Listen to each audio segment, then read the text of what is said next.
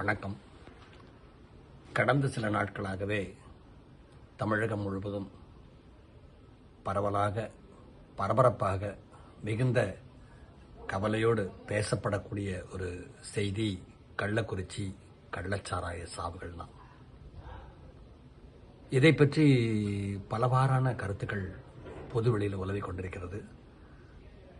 அரசியல் ரீதியாக அவரவர் வசதிக்கேற்ப ஆதாயம் தேடும் வேலைகளும் நடந்து கொண்டிருக்கிறது. பொதுமக்கள் ஒரு இவ்வளவு பெரிய இழப்பு ஏற்பட்டது என்று உண்மையான சமூக அக்கறையோடு கவலைப்படுபவர்கள் இருக்கிறார்கள். இதையும் ஒரு கேலியாக பேசிக்கொண்டு கடந்து செல்பவர்களும் இருக்கிறார்கள்.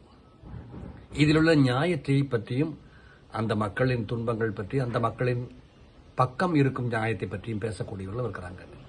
இப்படி பரவலாக ஒரு கருத்து வெளிவந்து கொண்டிருக்கிறது. அப்போ என்னுடைய சில கருத்துக்களையும் உங்களோட பகிர்ந்துக்கலான்னு வந்தேன்.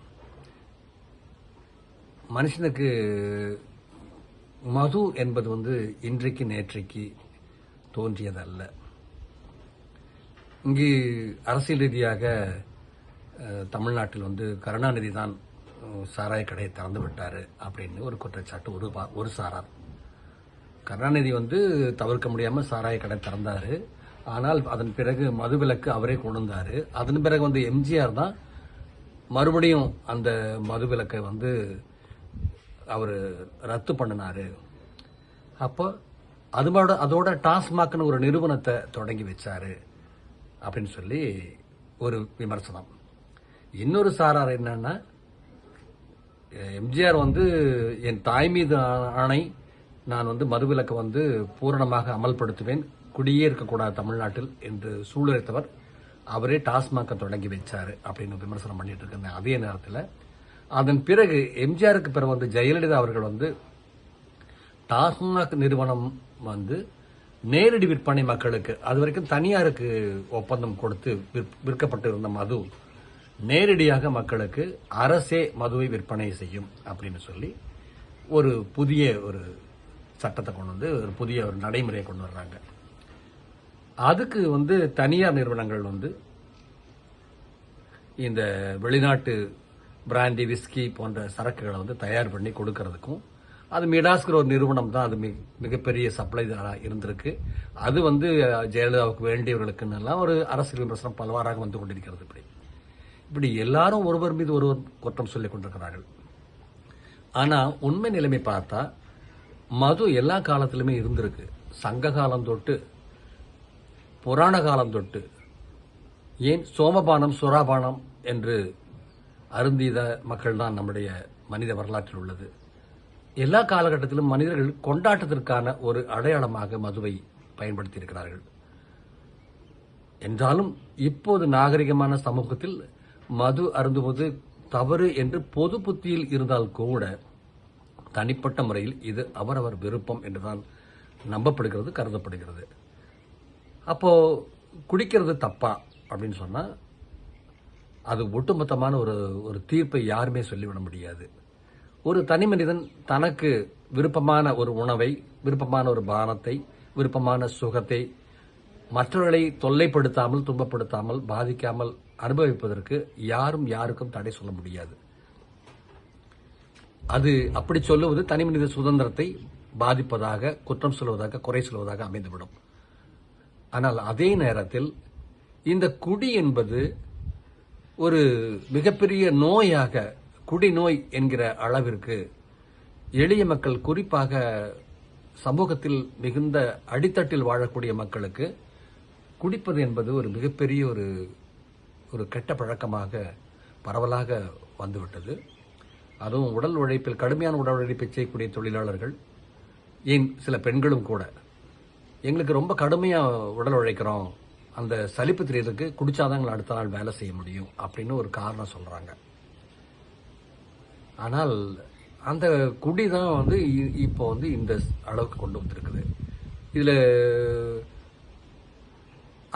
அரசு விற்கின்ற மது விலை கூடுதல் என்று, மலிவாக கிடைக்கிறது என்று வாங்கி குடித்ததால்தான் 125 ரூபாய்க்கு பதிலாக 60 ரூபாய்க்கும் 50 ரூபாய்க்கும் கிடைக்கிறது என்கிற காரணத்தினால் சாராயத்தை குடித்துதான் 50 பேருக்கு மேல் உயிர் விட்டிருக்கிறார்கள். இன்னும் பலர் மருத்துவமனையில் மிகவும் மோசமான நிலையில் போராடி கொண்டிருக்கிறார்கள். இதுக்கு யார் தீர்ப்பு சொல்றது?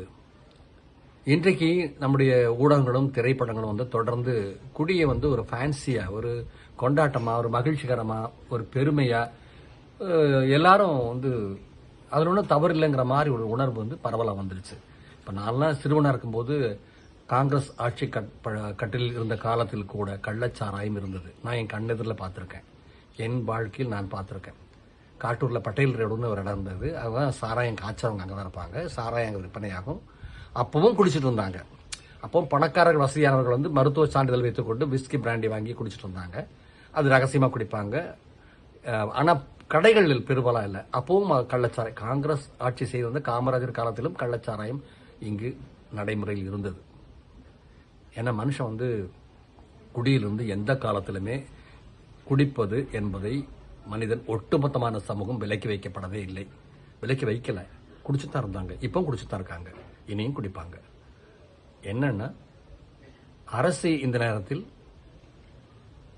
ஒட்டுமொத்தமான சமூகத்தையும் மாற்றிவிட முடியுமா? இங்க பூரண மதுவிலக்குன்னு கேட்கறாங்க எல்லாருமே. நிறைய பேர் இந்த சூழ்நிலையை பயன்படுத்தி பூரண மதுவிலக்கு கொண்டு வரணும். ஏழை எளிய மக்கள் பாதிக்கப்படுறாங்க. உழைக்கும் மக்களுடைய பெரும்பகுதி பணம் சுரண்டப்படுகிறது. அரசுக்கு வருவாய் வருகிறது என்கிற காரணத்தினால இந்த சாராய கடை, அரசே மது கடைகளை திறந்து வச்சுக்கிட்டு மக்களை சூறையாடுறாங்கன்னெல்லாம் விமர்சனம் வருது. இதெல்லாமே அரசியல் நோக்கத்தோடு சொல்லப்படுகின்ற காரியங்கள். ஆனால் முழுமையான மதுவிலக்கு கொண்டு வர முடியுமானா முடியவே முடியாது. ஏன்னா மது மனிதனுக்கு ஒரு தவிர்க்க முடியாத போதையாக காலம் காலமாக வந்து பழகிட்டாங்க. இப்போ இது ஒரு நாள்ல இல்லையோ, ஒரு சில மாதங்களையோ, ஒரு சில ஆண்டுகளையோ கொண்டு வர முடியாது. அப்படி அரசாங்கம் பூரண மதுவிலக்கு கொண்டு வந்து மிகவும் கடுமையான நடவடிக்கைகள் எடுத்தாலும் கூட இன்னும் பரவலாக கள்ளச்சாராயமும் கள்ள மதுவும் இருக்கும். அப்போ பணக்காரங்க வந்து அவங்க வந்து பர்மிட் வாங்கிட்டு, எனக்கு உடல்நலம் காரணமாக மது பர்மிட் வாங்கிட்டு அவங்க வந்து குடிப்பாங்க, வசதி உள்ளவங்க குடிப்பாங்க. அப்பவும் யார் பாதிக்கப்படுவாங்கன்னா இந்த ஏழை எளிய மக்கள், சமூகத்தில் அடித்தட்டு மக்கள் தான் பாதிக்கப்படுவாங்க. என்ன செய்யணும்னா தனிப்பட்ட மனிதர்கள் அவரவர்கள் தங்களுடைய ஆரோக்கியத்தை, தங்களுடைய உடல் நலனை வந்து அக்கறை எடுத்துக்கணும். அது பரவலாக வந்து மக்கள் மத்தியில் அதுக்கான முன்னெடுப்புகளை செய்யணும். அவருடைய பரப்புரைகள், அவங்களுக்கான ஆலோசனைகள் இதெல்லாம் செய்யணும். குடும்பத்திலையும் வந்து பெண்களும் வந்து என்னன்னா எப்படியும் நாசமா போறான் அப்படின்னு சொல்லி வெறுத்து போய் பல பெண்கள் கைவிட்டுறாங்க. அது இன்னும் அதிகமாகுது.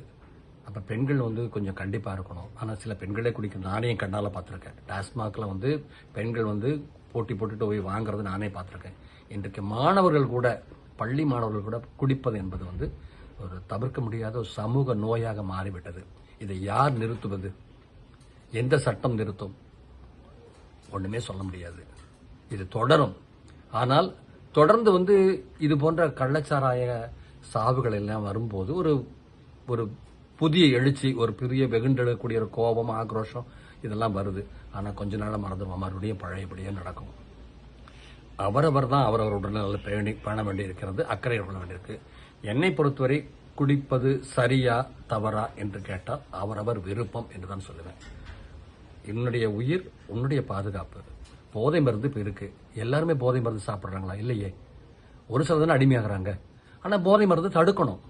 ஆனா போதை மருந்து மாதிரி சாராயத்தையும் மதுவையும் வந்து அவ்வளவு எளிதாக தடுக்க முடியாது. ஏன்னா இது மக்கள் வந்து இன்றைக்கு 100 ஆண்களை எடுத்துக்கொண்டால் 90 ஆண்கள் எப்போதாவது குடிப்பவர்களாக தான் இருக்காங்க. அடிக்கடி குடிக்கலன்னா கூட எப்போதாவது ஒரு கொண்டாட்டமா குடிக்கிறவங்க தான் இருக்காங்க. அப்படிப்பட்டவங்க இருக்கிற ஒரு சமுதாயத்தில் பெண்களிலும் ஒரு குறிப்பிட்ட சதவீதம் குடிக்கிறாங்க. ரொம்ப கீழ்மட்டத்தில் இருக்கிற மக்கள் பெண்களும் குடிக்கிறாங்க, ரொம்ப மேல் மட்டத்தில் இருக்கிற பெண்களும் குடிக்கிறாங்க. ஆனால் இதை வந்து பொதுவில் நம்ம ஒத்துக்க மாட்டோம். ஏன்னா நம்முடைய பண்பாடு, நாகரிகம், தமிழர் நாகரிகம் இல்லையா, அதனால ஒத்துக்க மாட்டோம். ஆனால் உண்மையில் வந்து நிலைமை அப்படிதான் இருக்கு. அதனால இது அவரவர் உணர்ந்து தான் செய்திகளை திருத்திக்க வேண்டுமே ஒழிய அரசையோ வேறு யாரையோ எந்த அமைப்பையோ குற்றம் சொல்ல முடியாது. ஆனால் காவல்துறையும் வந்து அரசும் காவல்துறையும் இது போன்ற விஷசாராயங்களையும் கள்ளச்சாராயங்களையும் விற்பதை வந்து கடுமையான இரும்பு கரம் கொண்டு அடக்க வேண்டும்.